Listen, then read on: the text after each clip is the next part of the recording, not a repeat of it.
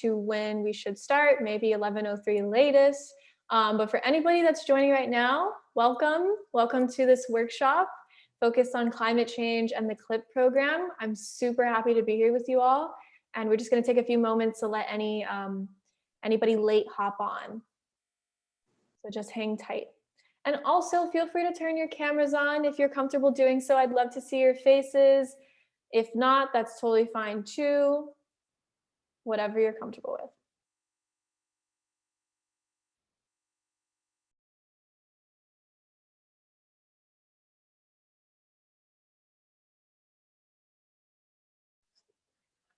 Gabby, you can start whenever you're ready.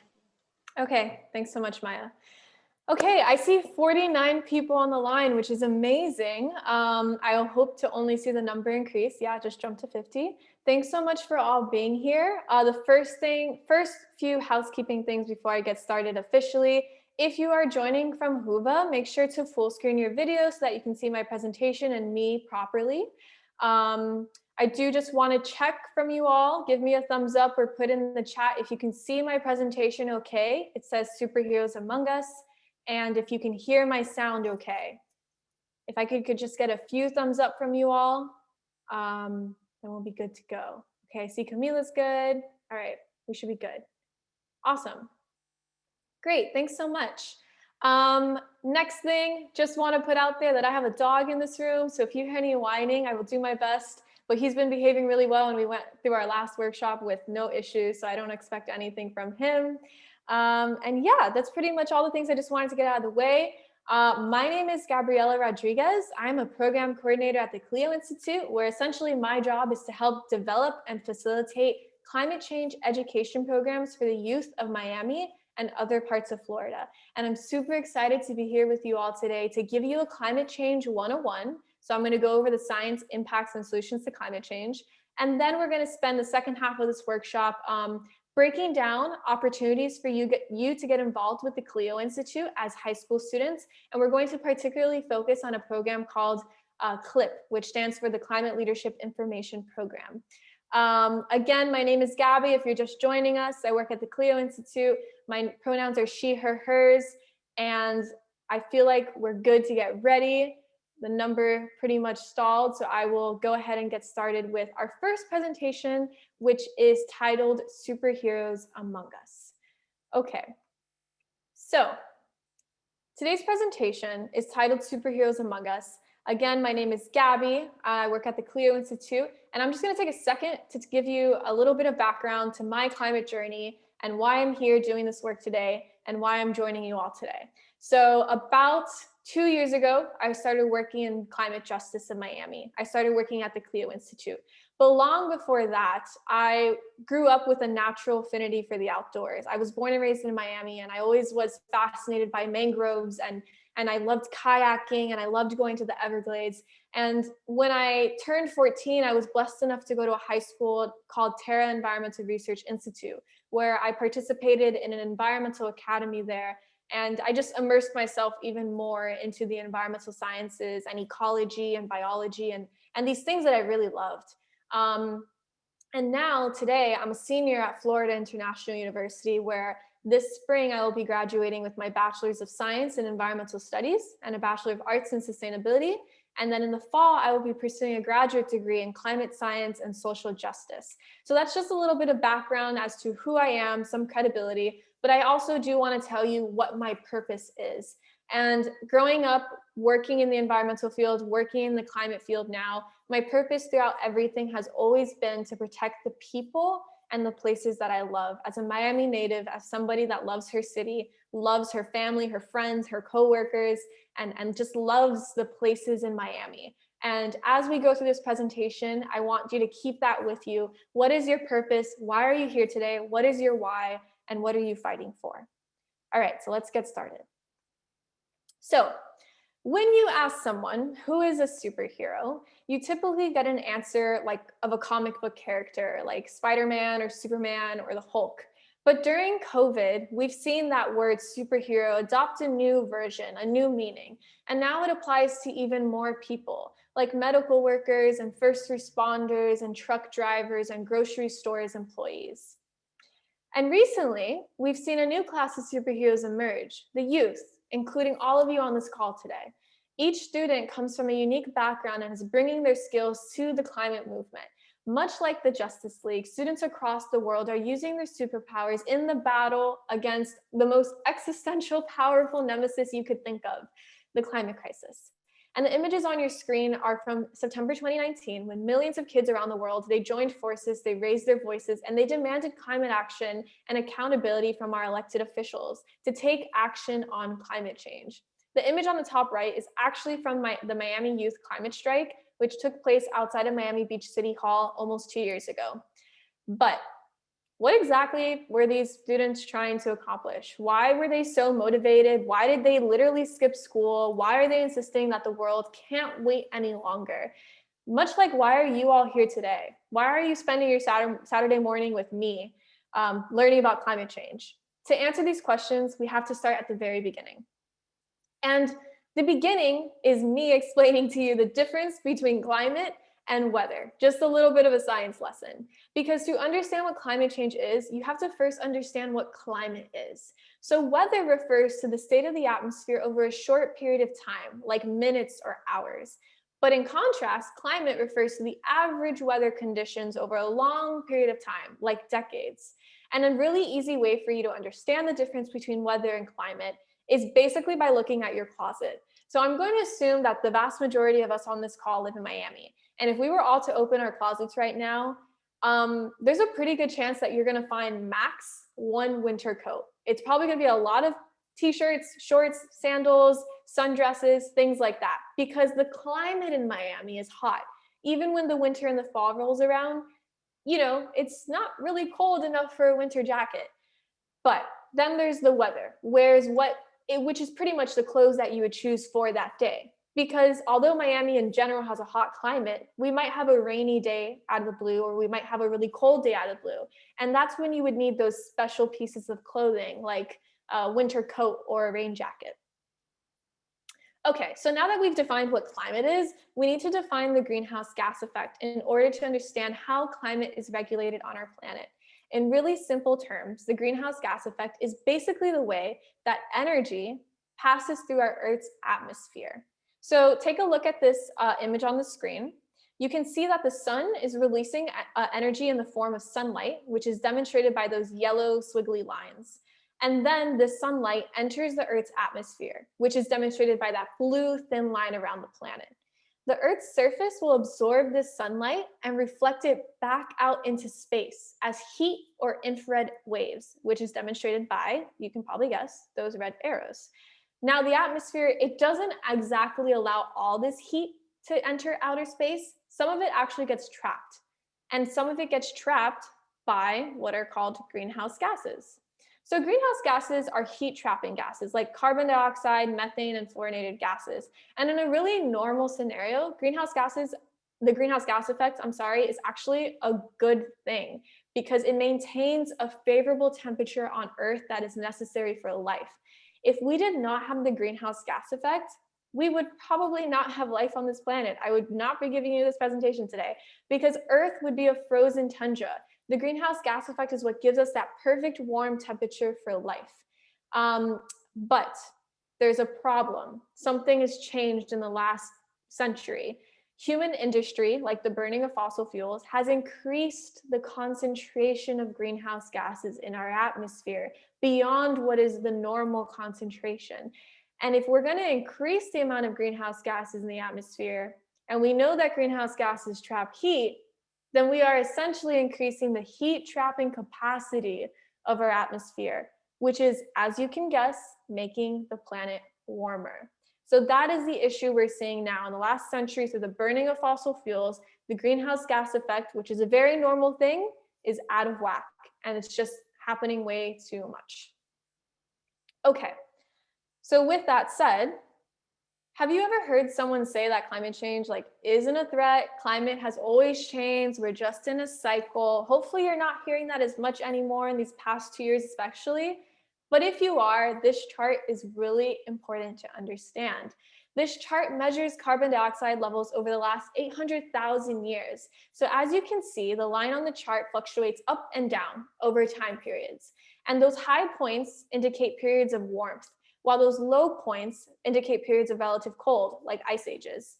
And for millennia, atmospheric carbon dioxide has never been above 300 parts per million, which is indicated by that red line. And in 1950, here's where the things started changing. The atmosphere crossed that threshold of 300 parts per million, and the concentration of carbon dioxide has been jumping since. And that has been largely fueled by human activities after the Industrial Revolution. Again, the burning of fossil fuels and other activities that we will jump into. So now you can see why, yes, there has been climate change in the past. Our temperature has gone up and down, but it is undeniable that in the last 70 years, it has been shooting up and it hasn't stopped. We are now at the highest concentration that humankind has ever seen of carbon dioxide in the atmosphere, and it is 415 parts per million as of November 2020. So there are two takeaways from this chart. One, climate varies naturally throughout factors like solar activity, volcanic eruptions, and changes in the Earth's orbit and tilt. So yeah, climate has always changed. But here's the second main takeaway. Human industry has pushed carbon dioxide concentrations beyond that natural cycle. So we cannot anymore say that we are in a natural cycle. We are simply not living under natural circumstances anymore. All right, so if the planet's heating up, you can assume that's going to have some impacts on our everyday lives. And that's what we're going to spend this next portion talking about. Global warming is contributing to the consequences all over the planet, and we're reaching tipping points. As our planet warms, so do our oceans. Oceans have now absorbed about 93% of excess heat that's caused by greenhouse gases. This has also contributed to a decline in ocean oxygen levels, which affects all the biodiversity in the ocean, as well as ocean acidification, which threatens coral reefs. Very important to us here in Miami. Corals are like the rainforest of oceans. They provide rich biodiversity, habitat for marine life, and very important services to mankind, like fisheries, coastal protection during hurricanes, medicines, recreation, and tourism. But corals are vulnerable to thermal stress, and they respond to heat by expelling the algae that lives in their tissues, causing coral to turn completely white, as you can now see on the screen. It's really important to protect our oceans also because they are our largest carbon storage system, which means that they literally pull carbon out of the atmosphere. So it's like such a great thing to help us regulate our temperature. But right now, we're really messing up the way they function normally. Now, if the oceans are getting warmer, you can probably assume that that's going to have an effect on hurricanes. And if you don't know, warmer ocean water acts as a fuel for hurricanes, leading to stronger storms, heavier rain, and higher storm surge. Extreme weather brings health impacts like injuries and death, and mental health impacts like anxiety and post-traumatic stress disorder. And the image that you see on the screen is a map of Hurricane Michael's trajectory, which hit Florida in 2018. And listen to this. At that time, the water in the Gulf was 5 degrees warmer than average, and it allowed Hurricane Michael to increase 70% in strength in 33 hours, just a little bit over a day. So when it made landfall, Hurricane Michael was the 3rd strongest storm ever to hit the United States. Now, with this being said, I want you to think, how many of you have lived through a hurricane? Put it in the chat right now. If you've lived in a hurricane, yes or no. And then also tell me in the chat with one word, how did that make you feel? Did you feel scared? Did you feel anxious? What were some of the feelings you had during that experience? So another consequence of global warming is the melting of land ice. And the melting of land ice in combination with thermal expansion is actually what gives us sea level rise, something that I'm sure many of you are familiar with in Miami. And how this works is because when land ice melts, it actually adds volume to the ocean, like if you were to drop ice cubes in a glass of water. And then also with thermal expansion, as the ocean is getting warmer, water molecules are expanding, literally. That's like when you boil water on a stove, the water will expand. So these two things combined is actually what gives us sea level rise. And in South Florida, we can expect at least 2 feet of sea level rise by 2050. And we cannot rule out the possibility of 8 to 10 feet by 2100. The image on your screen shows Miami-Dade County today, and then how it would look with 8 feet of sea level rise. And I want you to think, reflect back for a second, look for the community on your map, look for where your house is, your school, your library, your church, all of those things, and think, how will sea level rise impact me, my family, my school, and my friends, and the everyday places that I go to? And then also think, like, who do you think will actually be impacted the most by sea level rise?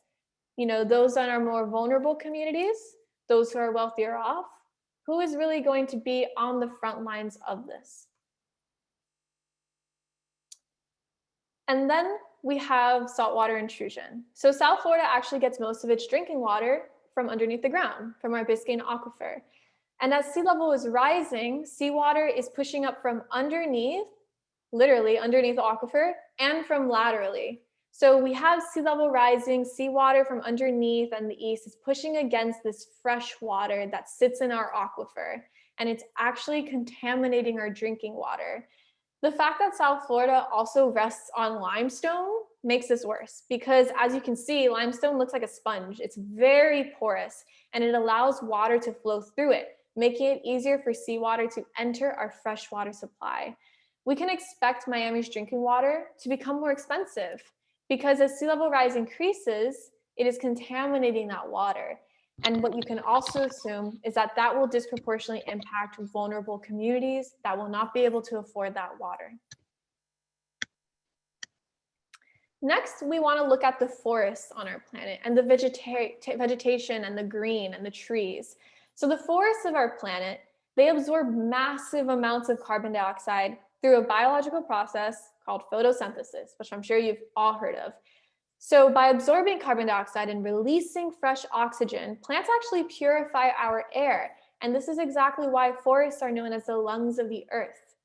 But the United Nations Food and Agriculture Organization now estimates that 19 million acres of forests are lost each year due to agriculture, forestry, and other land uses. This is a double problem because we're losing the carbon storage system. The carbon storage system is the carbon that those trees pull out of the atmosphere. And when we cut down forests, we literally release the carbon in the trees that those trees were storing, right? And then also, beef production is the leading cause of deforestation. And the fires that we saw in the Amazon, they recently were largely due to clearing forests to make space for cows. Beef production is also harmful for the environment because cows release methane gas through digestion. And that's a greenhouse gas that's 25 times more potent at trapping heat than carbon dioxide. Okay, next is extreme heat. We've been talking about global warming, so you can assume we're going to feel warmth. And as the planet warms with climate change, we will feel the heat. Extreme heat increases the risks of health impacts like stroke and respiratory diseases. And by 2050 in Miami-Dade, you can look at this chart on the top, we can expect to live almost half of our year in what are considered danger days. Danger days are where the heat index is above 105 degrees Fahrenheit. These are days where it will actually be dangerous to work or play outside. So take a second to think about all the people that play and work outside. We're talking about construction workers, engineers, farmers, athletes, and children. A warmer world poses great health risks for all people. And did you know that extreme heat is actually the deadliest natural disaster in the United States? Yeah, extreme heat actually kills more people on average, about 600 people per year. That's more than hurricanes, lightning, tornadoes, earthquakes, and floods combined. Okay, now take a look at this picture on the screen. This is a bus stop in Miami-Dade County. What's wrong with it? I want you to drop in the chat like what you think is actually wrong with this picture. I'd love to see what you think is wrong with this situation we're looking at in this picture. Feel free to drop it in the chat.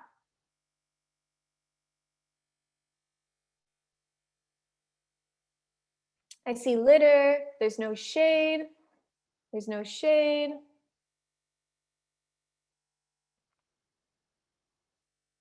A lot of trash on the floor, no shade. Only direct sunlight, yep.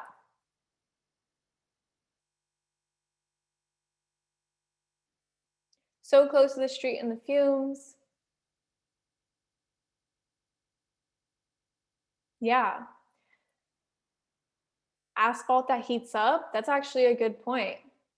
Haven't heard that one before. There's a lot of exposure from sunlight. Yeah, okay, so a lot of you got it. The answer is that there's no shade. Climate change and extreme heat, it will bring impacts to some communities more than others. So think about the people that actually rely on public transportation every day. And think about that idea of living in a Miami where half of our year is 105 degrees Fahrenheit or more. That's unbearable, especially when we have a public transit system that is not resilient. It's not protecting the communities who need it. So another thing is another aspect of this is that actually the US Department of Housing and Urban Development doesn't require AC units in affordable public housing. So for those who do not have air conditioning, extreme heat can result in higher utility costs as they attempt to cool themselves and their homes. Okay, so with everything that's been said, which was a lot, before we jump into the solutions, let's just take a few moments to check in and think about why any of this matters. Again, why are we participating in this workshop and this wonderful event on a Saturday morning? Because the climate crisis is an interconnected crisis. It is something that relates back to any other problem you can think about in society and on our planet. Why is climate change and action so urgent? Because climate action actually benefits the whole world through providing things like clean water, clean air, livable cities, and renewable energies. So there are actually ways to turn this catastrophe, this threat, this disaster into the biggest opportunity for the planet to rebuild and restructure everything that's wrong with our world. Okay, so with that said, let's jump into the solutions. Solutions can be separated into mitigation and adaptation. Mitigation addresses the causes of climate change, and adaptation adapts to the effects of climate change. So a good example of mitigation would be solar panels, because by using solar energy, we avoid the burning of fossil fuels from the start, from the get-go. We cut off the root problem of climate change, right? And an example of adaptation would be things like living shorelines or seawalls, which protect us from the impacts of sea level rise. So that's kind of thinking, even if we were to mitigate all of our greenhouse gas emissions today, the sad reality is that we have been burning fossil fuels at an unprecedented rate for decades, and we will feel the impacts of climate change. But that isn't to say that there isn't hope. There is definitely so much we can do to mitigate the worst impacts. So the graph on the left shows the largest emitters of greenhouse gases, and on it you can see that China is number 1, the United States is number 2, the European Union is number 3. But then this next image shows that the United States is actually the number 1 emitter of greenhouse gases per capita, which means per person. And the reason that I'm pointing this out is because, one, there's a common misconception that the United States is the biggest emitter in the world, and technically we're not. We're behind China. But we are the biggest emitter per capita. So this is just proof that we all have to work together, because the climate crisis is a global issue with global impact. Something that could happen in one place like Texas can impact what happens in another place. And so we will not be able to combat climate change without having global participation from absolutely every single country that can participate, right? Or should participate because of their emissions. And so in 2015, the Paris Accords became a thing. And that was when 189 countries signed on to this global agreement that aimed to reduce greenhouse gases and limit our warming to 1.5 degrees Celsius by 2050. Currently, the world is on track for about 3 degrees of warming by 2100 if we don't make major reductions in greenhouse gas emissions today. And 1.5 degrees might not seem like a lot to you, but on a planetary scale, 1.5 degrees is a lot. And then in 2019, the Green New Deal was introduced in Congress. And this is a different thing from the Paris Accords because this is a plan for tackling the climate crisis, not on a global scale, but in the United States. And this resolution aims to achieve net zero by 2050, which means that whatever we would put out in greenhouse gas emissions, we would also make up for. We would take out that same amount. So the Green New Deal is really revolutionary because yes, it is about bringing the United States to carbon neutrality, energy efficiency in buildings, clean manufacturing, improvements in agriculture, but it's also about social justice. And it's about using that ability to rebuild the United States to create millions of good paying jobs, to reduce poverty in the United States, to reduce income inequality, and to reduce racial discrimination. So now let's get to what we can do on an individual level for just a little bit. So what we eat actually has a really big impact on our planet. As we talked about before, beef production is the #1 reason for deforestation. And remember, we kind of want to keep our forests because they're our largest carbon systems and they hold so much carbon in trees, right? So if we could incorporate more plants into our diets, that can benefit not only our health, but it would reduce the need for deforestation. It would reduce the need to clear land for cattle. Did you know that the United States actually throws away 40% of the food that we produce? Yeah, this happens in lots of places around the food system. It includes, restaurants, schools, and of course, probably your house. But we can reduce this waste through effective meal planning, eating leftovers, and purchasing ugly food. But one of the best ways to reduce food waste is actually composting. And composting is a great way to mitigate climate change because it turns our food waste, like our food scraps, stuff that we would have thrown away, into nutrient-rich fertilizer that can be used to grow more food. So you're basically taking what came from the ground and putting it back in the earth system. This avoids the release of methane because when we dump food in landfills, when it decomposes, it releases methane. And remember, methane is a greenhouse gas that is 25 times stronger than carbon dioxide. And then lastly, we want to advocate for systemic changes because ultimately individual changes are not accessible to everybody. And that is something that we have to be very adamant about when we're talking about solutions to climate change. But through systemic changes, we could demand that our city integrates municipal composting systems, increases farmer markets, and incorporates more regenerative agriculture into our food systems. These changes would grant more people access to local, seasonal, and affordable food, and it would also enrich the soil that the food is grown. Now, a little bit more about what you can do on an individual level. Your purchases also are catalysts for climate action because reducing consumption, it's not only is it free, but it's great for the environment because when you reduce your consumption, you reduce the greenhouse gases that are emitted from transportation, manufacturing, disposal of those products, etc. So we should be participating in sharing economies, and that is where people share the items that they need. And if you do need to buy something, consider buying it secondhand through thrift stores, and also consider buying ethically, sustainably, and locally made products. We can also reduce our plastic consumption whenever possible. But that being said, again, we have to be respectful of people's different access and abilities to reduce their plastic because the use of plastic has become so pervasive in our system that it is sometimes very difficult to avoid. So not only should we opt for reusable and compostable materials on an individual basis, but we should also be consumer activists. As consumer activists, we can advocate for more accountability from companies and governments from the start so that they ban the use of plastics in our products so that we don't have to be forced to opt for different things, right?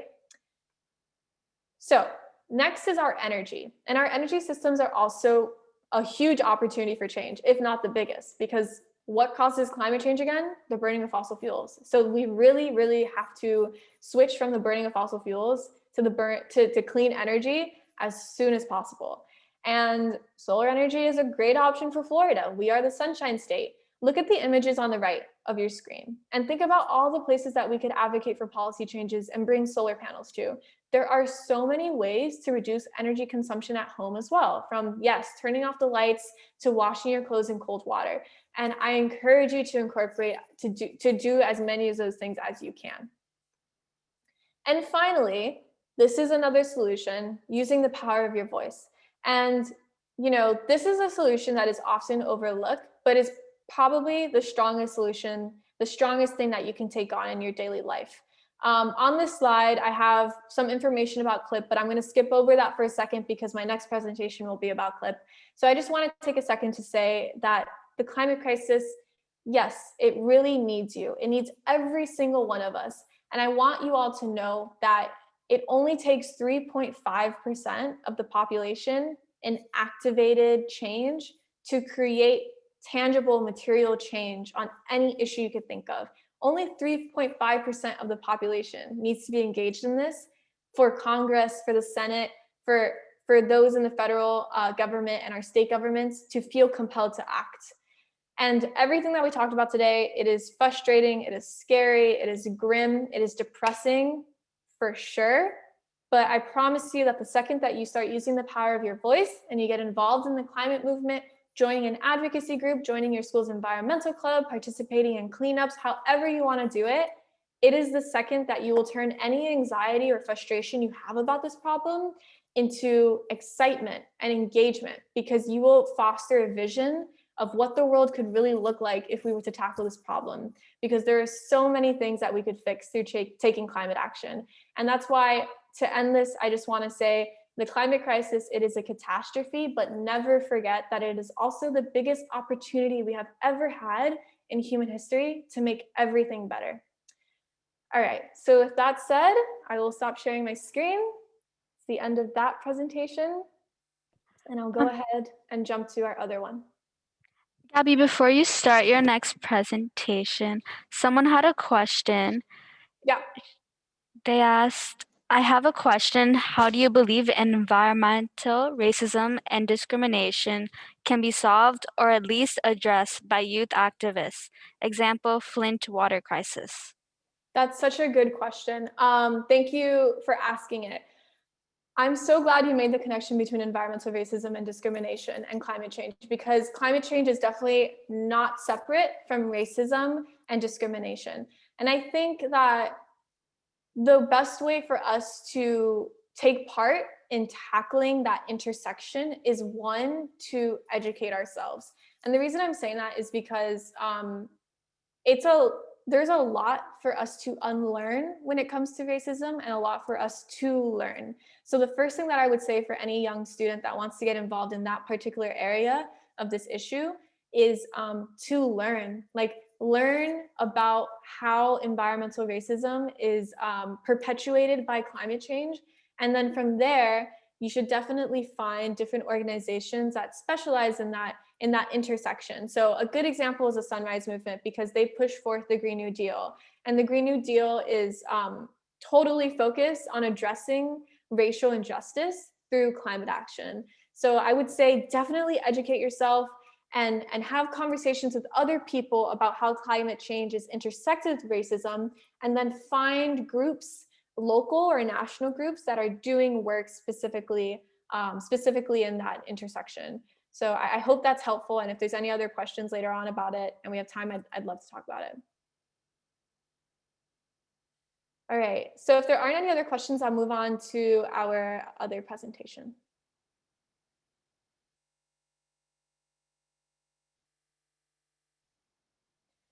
Okay, so this is sort of a secondary presentation that is now kind of like an extension of solutions, because I'm going to go over how you can get involved. So this might actually help for the person who asked that question about, being a youth activist, finding ways to participate in solving a problem.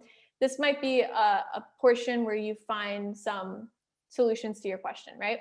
So let me give you first an introduction to what the CLEO Institute is. The CLEO Institute is a nonprofit, nonpartisan organization based in Florida, where basically what we do is we educate people all around Florida about what climate change is, and we give them the empowerment and the skills and the resources that they need to take action.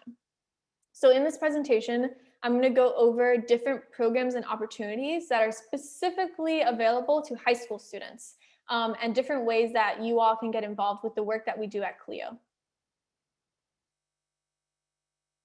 Okay, So a lot of this presentation is going to focus on a program called the Climate Leadership Information Program, which is the program that I actually manage. So if you have any questions, I'm sort of the point of contact for this program, and I'd be happy to answer them.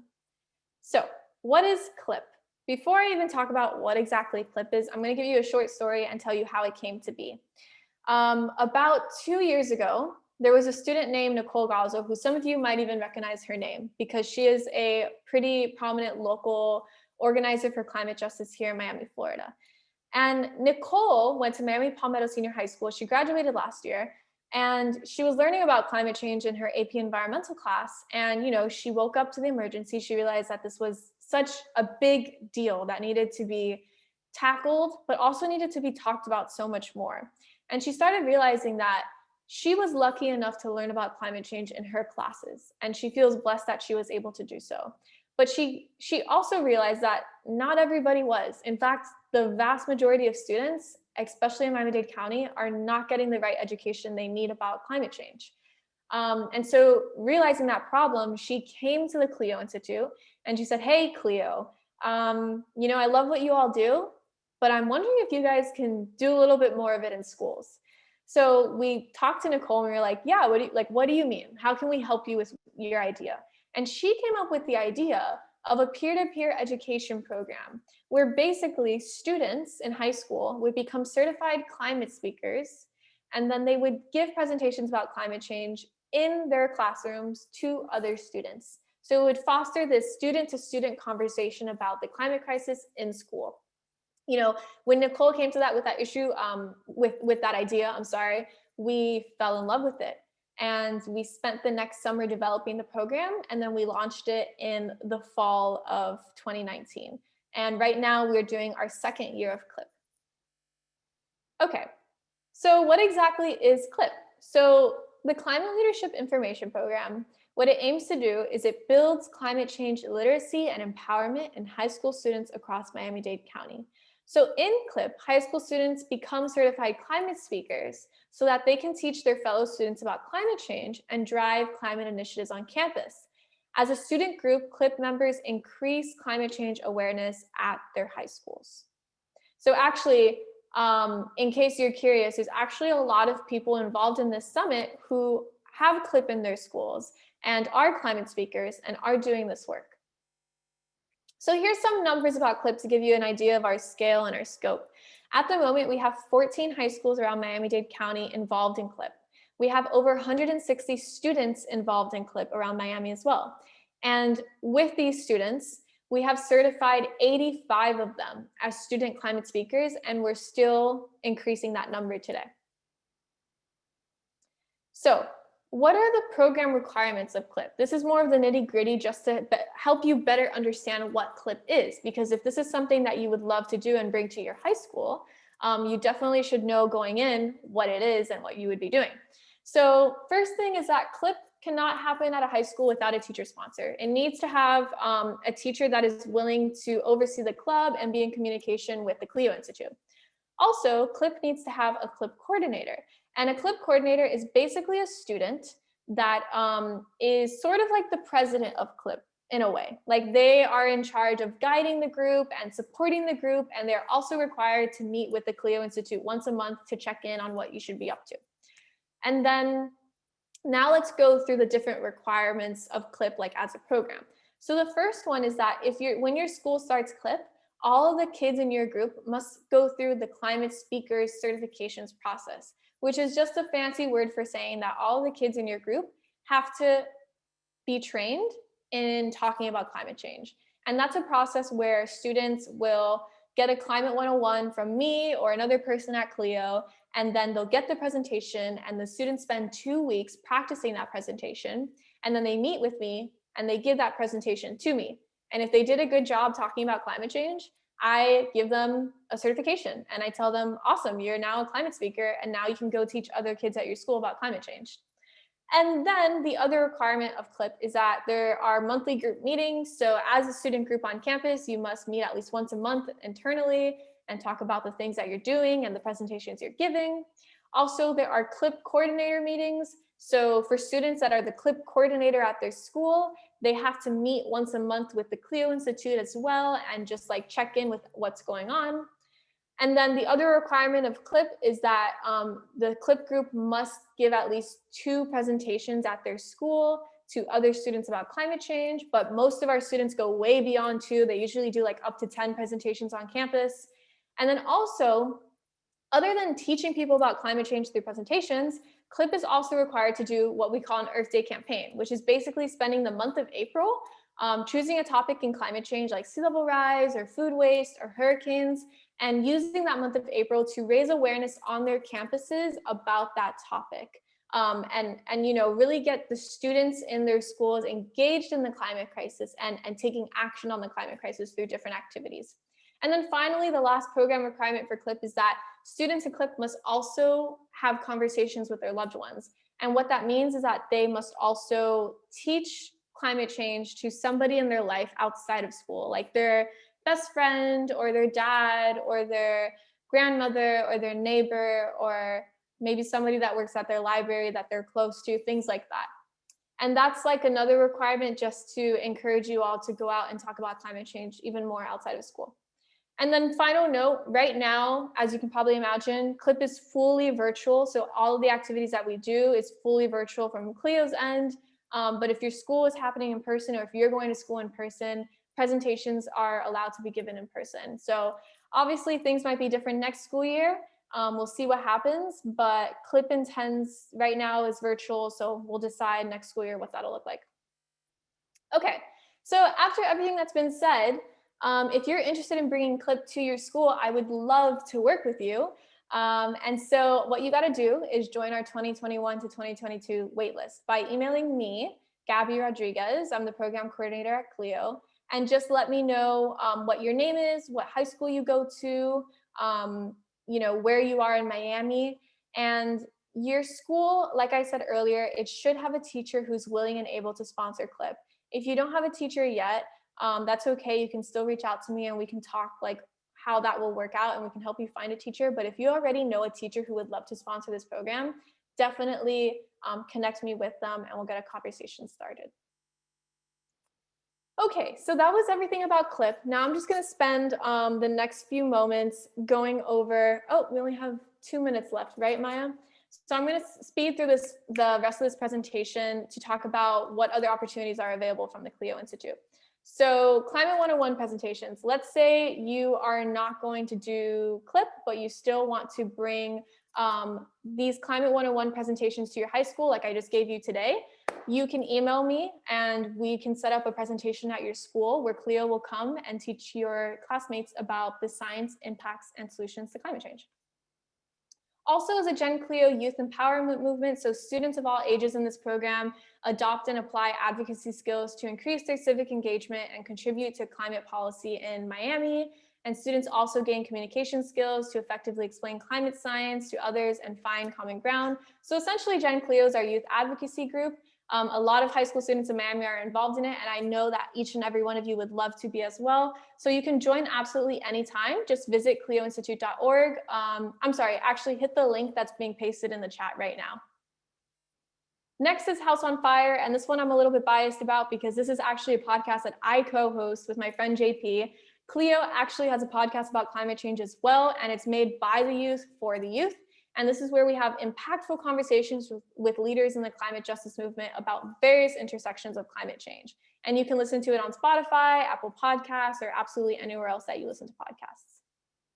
And then finally, I want to let you know about an event we're putting on next Tuesday. It is our storytelling workshop. It's Tuesday, March 9th at 4 p.m. In this session, we're going to actually have some Gen CLEO youth student leaders explain to you all about how storytelling can motivate others to join the climate movement and train you on how to find and craft your climate narrative. So if this is something that seems interesting to you, make sure to register at bit.ly/clipstories, and I hope to see you there. And then we have a lot of events and programs going on. I mean, I literally just took like 25 minutes explaining them to you all, and we have even more. So if you want to look more into the events and programs that CLEO has, make sure to go to the cleoinstitute.org/events, where you can scroll down and look at everything that we have coming up from now until like the end of the year. Okay, and I think we're out of time. Yep, 11:45 on the dot. So I'm gonna go ahead and just skip this last part. If you guys still want, thank you for still putting it in the chat. If you guys wanna take some extra time to do our call to action, make sure to click that link that was just posted and read about what you can do to help with the current campaign that we've got going on. I'm so sorry I ran out of time. I was hoping to do that with you all, but I will end it here. And I just want to say thank you again to the Miami Youth Climate Summit for having me, and thank you all for joining. Thank you. Thank you. Thanks, guys. Thank you. Bye, guys. Thank you.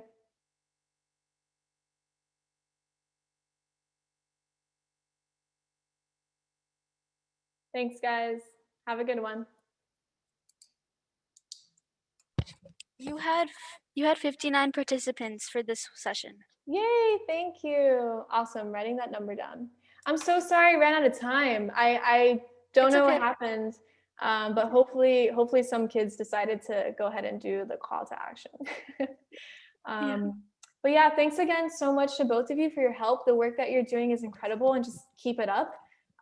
You know, me and CLEO, we're a resource for anything you all might need, and just, yeah, keep us posted. You're doing amazing. Great job. Thank you, you too. Thank you so much. Is there anything else you might need from me, or am I good to hop off? You're good to hop off. All right, thanks so much. Have a lovely day. Enjoy the rest of your event. You too. Thank you. Bye. Bye.